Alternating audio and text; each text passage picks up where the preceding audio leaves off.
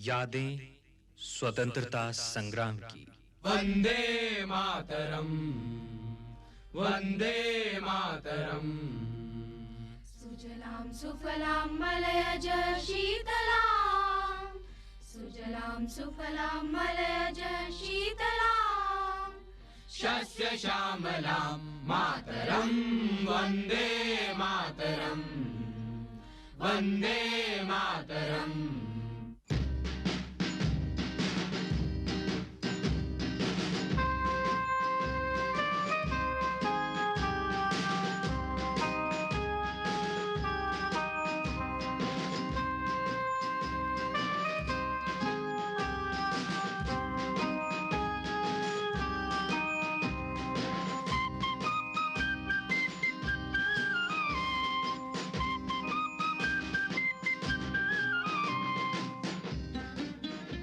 राष्ट्रीय शैक्षिक अनुसंधान एवं प्रशिक्षण परिषद की केंद्रीय शैक्षिक प्रौद्योगिकी संस्थान द्वारा निर्मित प्रस्तुत है कार्यक्रम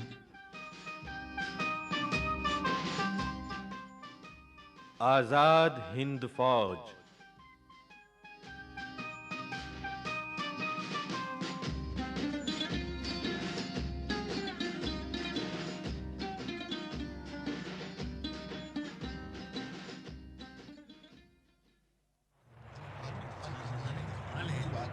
नेताजी की जय, इनकलाब जिंदाबाद, भारत माता की जय। अरे वो देखो नेताजी मंच पर आ गए हैं। हाँ भाई सुनो, वो कुछ कहने जा रहे हैं। सुभाष बोस जिंदाबाद। मेरे देशवासियों, भारत अब आजाद हुए बिना नहीं रह सकता, लेकिन इस आजादी के लिए कुर्बानी चाहिए। इस आजादी को आपकी ताकत चाहिए। आजादी की लड़ाई में आपने अपने बेटों को दिया है, पर अब स्वतंत्रता की देवी इतने में ही संतुष्ट नहीं होगी। उसे तो ऐसे आत्म बलिदानी चाहिए जो अपने प्राणों की बाजी लगा दे, जो हंसते हंसते मौत को गले लगा ले, जो अपने खून की नदी में दुश्मनों को डुबो दे। तुम मुझे खून दो, मैं तुम्हें आजादी दूंगा। यही आजादी की पुकार है, यही आजादी की मांग है। हम बन जाएंगे।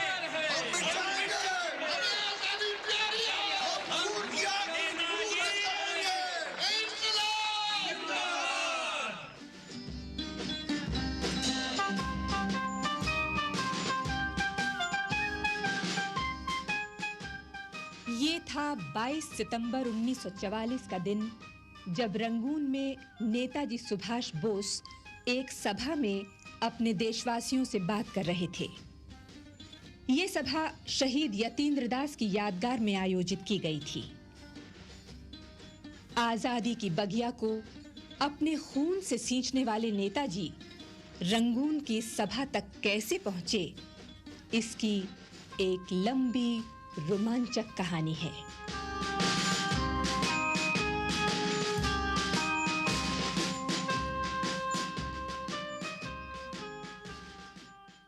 वो 16 जनवरी 1941 की रात थी। अंग्रेज दूसरे महायुद्ध में कमजोर पड़ते जा रहे थे और इसी रात सुभाष बोस ने अंग्रेजों की कमजोरी का फायदा उठाया। नेताजी आजादी का दृढ़ संकल्प लिए कलकत्ता के एल्गिन रोड स्थित मकान से अपनी साहसिक यात्रा पर निकल पड़े।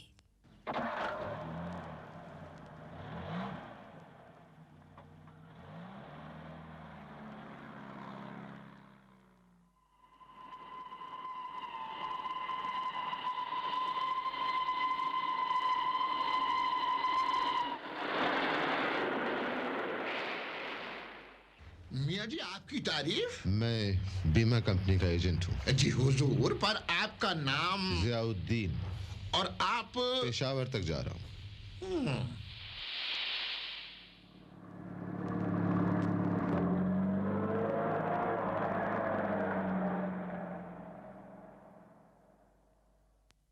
आइए जियाउद्दीन साहब, काबुल में आपका सेवक उत्तम चंद आपका स्वागत करता है।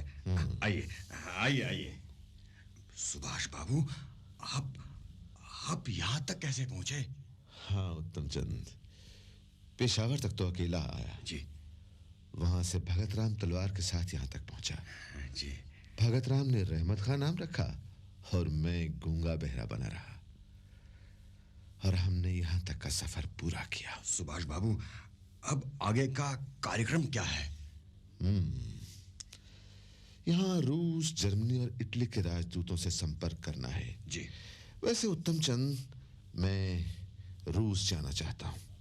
देखो, तुम तो काबुल में काफी अरसे से दुकान चला रहे हो। जी जी। तुम इस काम में मेरी मदद करो। 1000 जान से सुभाष जी।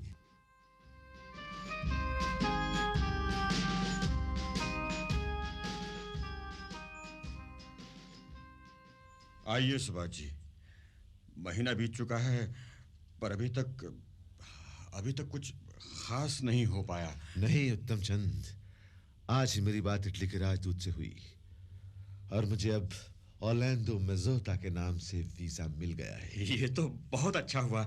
मैं आपके जाने की तैयारी करता हूं।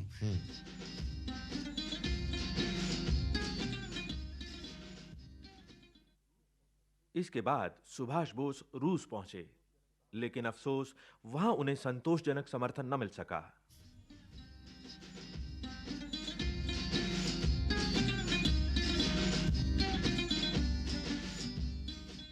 और फिर शुरू हुआ नेताजी का एक और रोमांचक सफर। सुभाष बोस जर्मनी पहुंचे और वहां के विदेश मंत्री से मुलाकात की। जर्मनी के विदेश मंत्री ने हिटलर की ओर से सुभाष जी का स्वागत किया। नेताजी ने अपनी 3 इच्छाएं विदेश मंत्री को बताईं। पहली, वहीं रहते हुए अंग्रेजों के खिलाफ प्रचार। दूसरी, युद्ध बंदियों को इकट्ठा करके सेना बनाई जाए। और तीसरी, धुरी राष्ट्र भारत की स्वतंत्रता की घोषणा करें। जर्मनी के विदेश मंत्री ने केवल तीसरी इच्छा न मानते हुए बाकी 2 इच्छाओं को मान लिया, और इसका परिणाम सुभाष बोस जिंदाबाद! सुभाष बोस जिंदाबाद! माता की जय! माता की जय! इनकलाब! जिंदाबाद!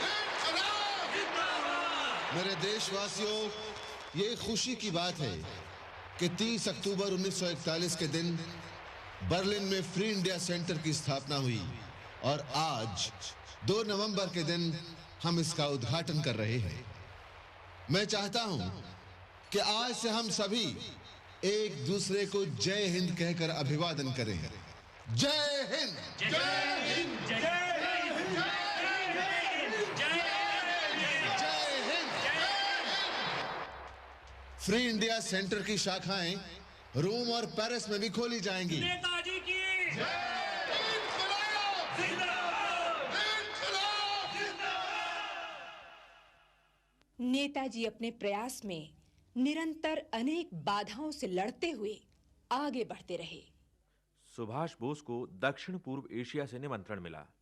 निमंत्रण भेजा था इंडियन इंडिपेंडेंस लीग ने, जिसकी स्थापना की थी पुराने क्रांतिकारी रास बिहारी बोस ने। इसमें उन्होंने दक्षिण पूर्वी एशिया में बसे कई भारतीयों से भी सहायता ली थी। उनके साथ वहां बड़ी संख्या में भारतीय युद्धबंदी भी थे, जो सन 1941 में जापान के युद्ध में प्रवेश के बाद जापानी सेना द्वारा पकड़ लिए गए थे। रास बिहारी बोस ने सेना की कमान संभालने की जिम्मेदारी एक युद्धबंदी जनरल मोहन सिंह को सौंपी। उनके प्रयासों को मजबूत करने के लिए इंडियन इंडिपेंडेंस लीग ने सुभाष बोस को जो निमंत्रण भेजा था, वो उन्होंने सहर्ष स्वीकार कर लिया। सिंगापुर पहुंचने के लिए सुभाष बोस को कई बाधाओं का सामना करना पड़ा। जर्मनी से सिंगापुर की ये एक लंबी और थकान से भरी यात्रा थी, जो उन्होंने एक सबमरीन यानी पनडुब्बी से पूरी की। इस यात्रा में उनका साथी था आबिद हुसैन। जब सुभाष बोस सिंगापुर पहुंचे तो वहां उनका भव्य स्वागत किया गया। रास बिहारी बोस ने इंडियन इंडिपेंडेंस लीग की अध्यक्षता का भार सुभाष बोस को सौंप दिया। सुभाष बोस ने भी आजाद हिंद फौज के पुनर्गठन की जिम्मेदारी अपने कंधों पर ले ली। अपनी इस फौज की अगुवाई करते हुए 1944 में नेताजी रंगून पहुंचे, जहां से आजाद हिंद फौज ने अंग्रेजों के खिलाफ लड़ाई में भाग लिया और इसकी अंतिम परिणति दिल्ली के लाल किले में INA ट्रायल के रूप में हुई। यानी आजाद हिंद फौज पर अंग्रेजी सरकार ने लाल किले में फौजी मुकदमा चलाया।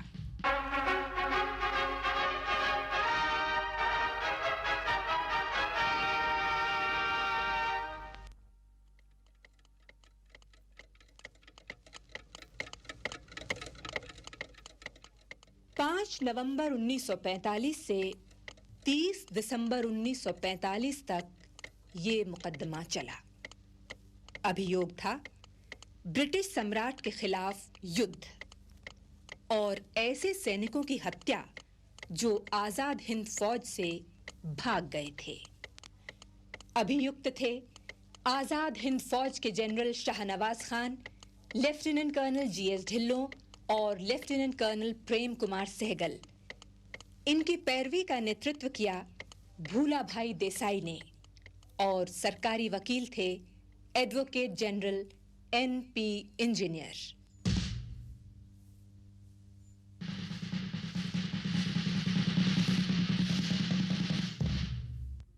आज के गवाह है सूबेदार मेजर बाबूराम। इन्हें गीता की कसम दिलाई जाए। मैं जो कहूंगा सच कहूंगा, सच के सिवा कुछ नहीं कहूंगा। सरकारी वकील मिस्टर इंजीनियर, आप सवाल कर सकते हैं। बाबूराम, क्या आप सिंगापुर की लड़ाई में शामिल थे? सर, लड़ाई शुरू होने से पहले मैं अंग्रेजी फौज में सूबेदार मेजर था। ओह। 16 फरवरी 1942 के दिन हमने सिंगापुर में जापानियों के सामने हथियार डाल दिए थे। फिर क्या हुआ? हमें फिर बादावरी कैंप भेज दिया गया, जहां और भी भारतीय युद्धबंदी थे, और यहीं ब्रिटिश सेना की ओर से हमें कर्नल हंट ने जापानियों को सौंप दिया।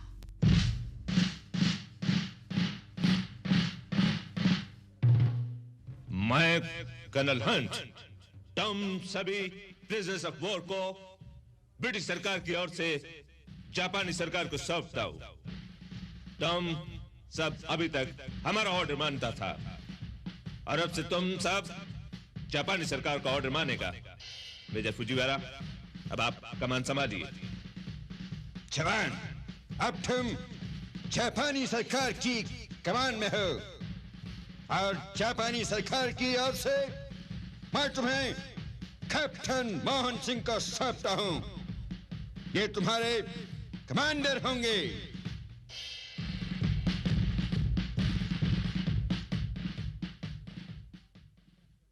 और एक बार कैप्टन मोहन सिंह ने कहा कि मेरे हिंदुस्तानी भाइयों, अंग्रेज आपको जापानियों को सौंप गए हैं, लेकिन जापानी आपको बंदी रखने के हक में नहीं हैं, क्योंकि जापानियों के पास अनाज की कमी है।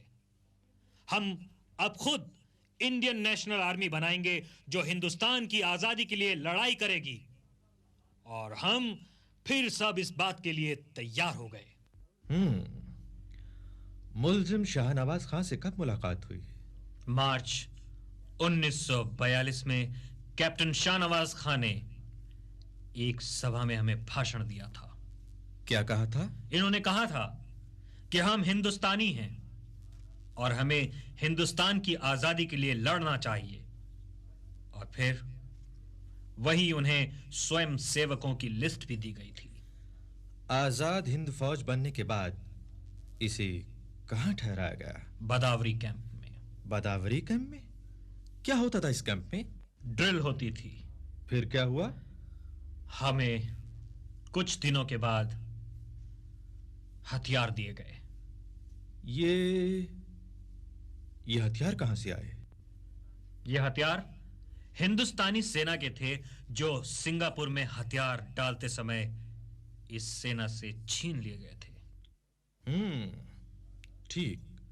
और आजाद हिंद फौज की वर्दी की खास निशानी? दाईं बाजू पर सफेद बिल्ला होता था। बिल्लों पर हिंदुस्तान का राष्ट्रीय तिरंगा झंडा बना था, जिस पर शेर बना होता था और INA लिखा था। इसके अलावा सीने पर भी तिरंगा लगा होता था। सर, मुझे इतना ही पूछना है।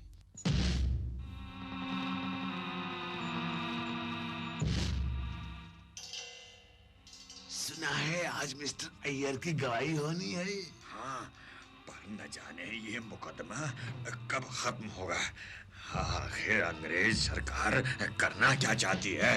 एक बात है भाई, हमारी ओर से भूला भाई देसाई सुना है बहुत जोर की पैरवी कर रहे हैं।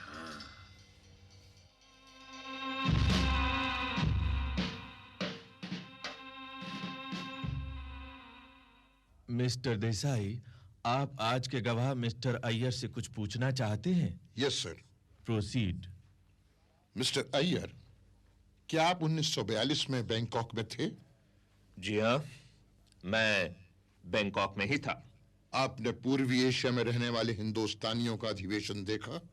जी हाँ, पर मैं चीन, जापान, बर्मा, सुमात्रा, इंडोचीन वगैरह मुल्कों में बसे हिंदुस्तानियों के बैंकॉक में हुए सम्मेलन में शामिल हुआ, जिसके अध्यक्ष थे रास बिहारी बोस। पूर्वी एशिया में कितने हिंदुस्तानी थे? यही करीब 25 लाख। मिस्टर अय्यर, क्या आप किसी संस्था में शामिल हुए? हाँ, इंडियन इंडिपेंडेंस लीग में, जिसका उद्देश्य था हिंदुस्तान को आजाद कराना। इसका हेडक्वार्टर बैंकॉक में था और शाखाएं Burma, Siam, Malaya, Indonesia, Shanghai, Java, Sumatra, Hong Kong, Philippine और जापान में थी। और सदस्यों की संख्या? करीब 7.5 लाख। बैंकॉक अधिवेशन का मूल प्रस्ताव क्या था? सुभाष बोस को जापानी सरकार द्वारा जर्मनी से बुलाया जाए, जिससे सुभाष बोस हमारे पथ प्रदर्शक बने और इंडियन नेशनल आर्मी का पुनर्गठन किया जाए। सर, मिस्टर अय्यर से मैं कुछ और नहीं पूछना चाहता। अगर इजाजत हो तो मैं गवाह कैप्टन नाग से सवालात करना चाहूंगा। इजाजत है। कैप्टन नाग, क्या आप लगातार आजाद हिंद फौज के सदस्य रहे? मेरा मतलब आपकी गिरफ्तारी तक। जी नहीं, बीच में कुछ समय के लिए नहीं था। फौज की नौकरी तुमने अपनी इच्छा से की थी? जी हाँ। आजाद हिंद फौज का पहला कमांडर कैप्टन मोहन सिंह। दिसंबर 1942 में उसे गिरफ्तार क्यों किया गया?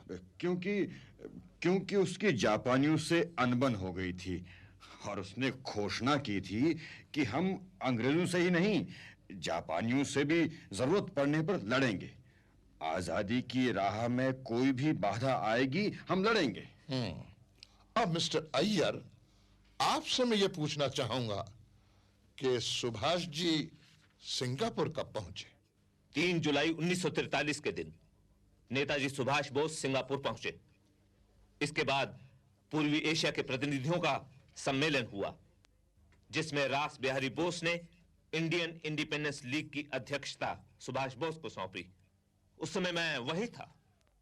सुभाष बोस इंकलाब! मेरे देशवासियों, आजादी पाने के लिए अब समय आ गया है कि हम हथियार उठा लें। मैं अपने सभी देशवासियों से एक झंडे के नीचे इकट्ठे होने का अनुरोध करूंगा। आज इतिहास में पहली बार ऐसा हुआ है कि विदेशों में रहने वाले भारतीय अपने देश की आजादी के लिए एक मत होकर इकट्ठे हुए हैं। और अगर हम लड़ने को तैयार हैं, बलिदान के लिए तैयार हैं, तो आजादी अवश्य हासिल की जा सकती है। मुझे विश्वास है कि हम इस लक्ष्य तक पहुंच सकेंगे। स्वतंत्र भारत अमर रहे। जय हिंद। जय हिंद।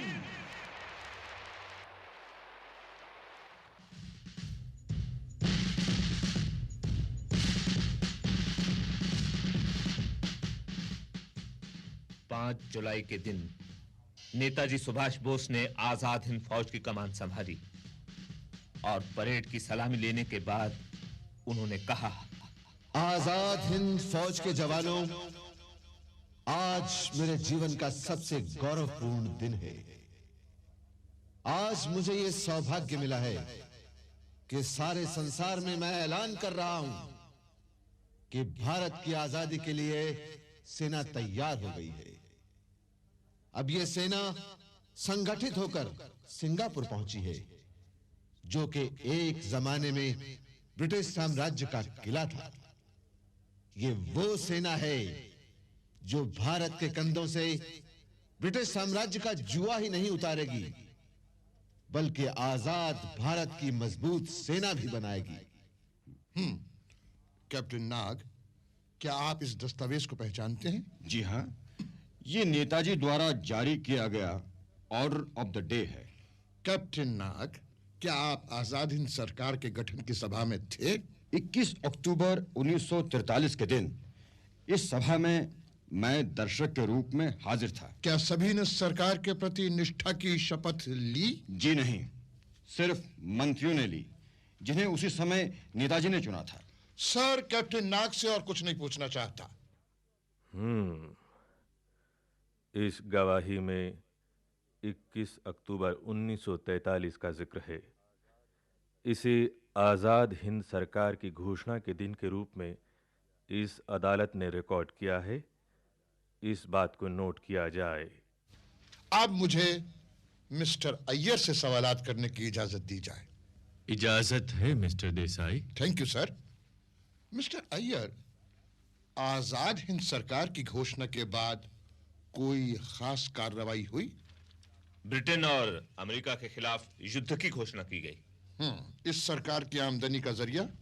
भारतीयों से चंदा मिलता था। और ये पैसा कहाँ रहता था? आजाद हिंद बैंक में, जिसका मैं अध्यक्ष था। इस सरकार और जापान के बीच कैसे संबंध थे? जैसे दो सरकारों के बीच होने चाहिए। That's all, sir.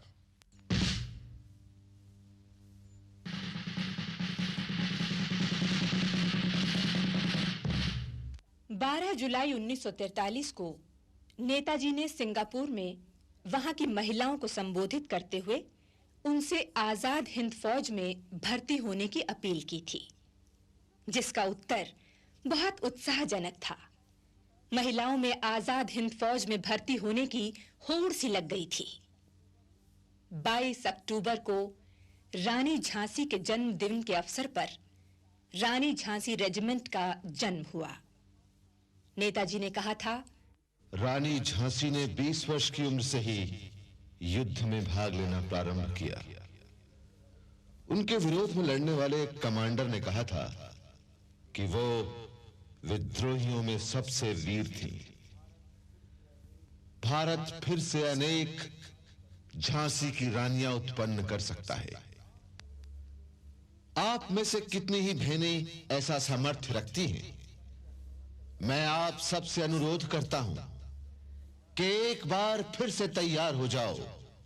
आप सब देखेंगी कि हम सभी स्वाधीन भारत में सांस ले रहे होंगे। ये रेजिमेंट वैसे तो नर्सिंग के काम के लिए थी, लेकिन इनको इस बात की भी ट्रेनिंग दी गई थी कि वक्त पड़ने पर युद्ध में भी भाग ले सकें।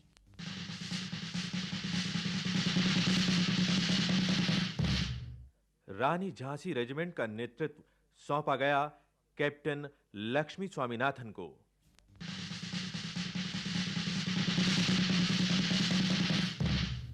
आज के गवाह हैं इलियास खां।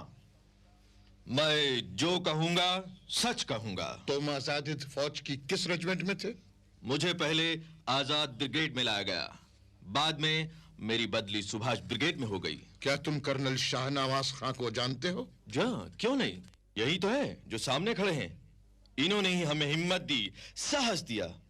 इन्होंने ही कहा था कि हमें कायर नहीं, वीर और साहसी लोगों की जरूरत है। हमारी आजाद हिंद सरकार किसी के रहमो करम पर नहीं है। अगर कोई जापानी तुम्हें एक थप्पड़ लगाए तो तुम उसे 3 थप्पड़ लगाओ। हमारी लड़ाई हिंदुस्तान की आजादी के लिए है, ना कि जापानियों के लाभ के लिए। That's all, sir. अब मैं जापानी जनरल से कुछ सवाल पूछना चाहता हूं।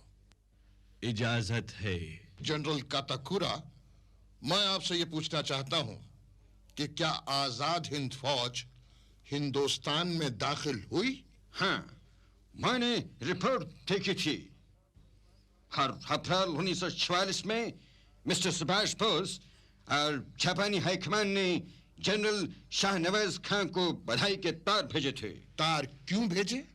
क्योंकि आजाद हिंद फौज हिंदुस्तान में दाखिल हो चुकी थी।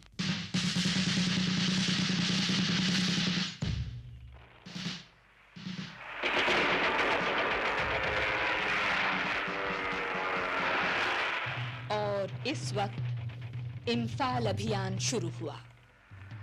युद्ध तेजी पर था, पर अंग्रेजों के टैंक इस सेना पर भारी पड़े और बारिश ने तो हालात और भी बिगाड़ दिए। लेकिन फिर भी आजाद हिंद फौज डटी रही। अंततः नेताजी के आदेशों की वजह से उसे पीछे हटना पड़ा और इस तरह इम्फाल अभियान सफल न हो सका। उधर मित्र राष्ट्रों की सफलता के कारण जापान की स्थिति बिगड़ती जा रही थी। अंग्रेजों की सेना तेजी से बर्मा की ओर बढ़ रही थी।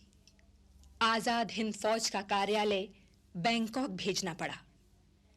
नेताजी को भी बर्मा से बैंकॉक भेजा गया। मई 1945 में रंगून पर अंग्रेजों का अधिकार होने से हालात और बदतर हो गए। अगस्त 1945 में हिरोशिमा और नागासाकी पर एटम बम गिराए जाने से जापानियों का मनोबल टूटा और उन्होंने आत्मसमर्पण कर दिया।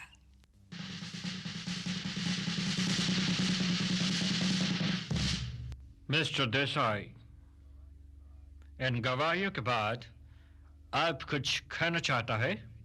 Yes sir. अगर हिंदुस्तानियों ने ब्रिटेन के लिए दुनिया में जाकर जर्मनी, इटली और जापान से लड़ाई की, तो फिर अपनी आजादी की खातिर लड़ना क्यों ठीक नहीं है? मुल्जिमों ने जो कुछ किया अपने देश की आजादी के लिए किया, चाहे वो दुश्मन की हत्या ही क्यों ना हो। क्या अंग्रेज सिपाहियों ने हजारों मासूम लोगों की हत्या नहीं की? क्या उन पर किसी अदालत में मुकदमा चलाया गया? अगर ऐसा नहीं हुआ तो फिर जनरल शाहनवाज खां, कर्नल ढिल्लों और कर्नल सहगल को क्यों मुल्जिम माना जा रहा है? यह कोई राजनैतिक मुकदमा नहीं है, बल्कि जाति के अधिकारों का मुकदमा है। सर, फैसले के समय मेरी गुजारिश है कि राजनैतिक नजरिया ना अपनाया जाए।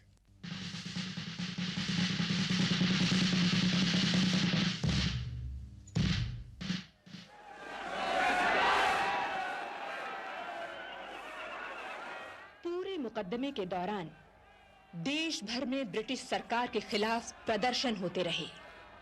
लाठी और गोली से हजारों लोग मारे गए। इनमें ज्यादातर युवा छात्र थे। पर मुकदमे के फैसले पर तीनों मुल्जिमों को दोषी ठहराते हुए भी इन्हें आजीवन कारावास से बरी कर दिया गया और यह भी फैसला हुआ कि सम्राट के खिलाफ युद्ध का कोई मुकदमा नहीं चलेगा।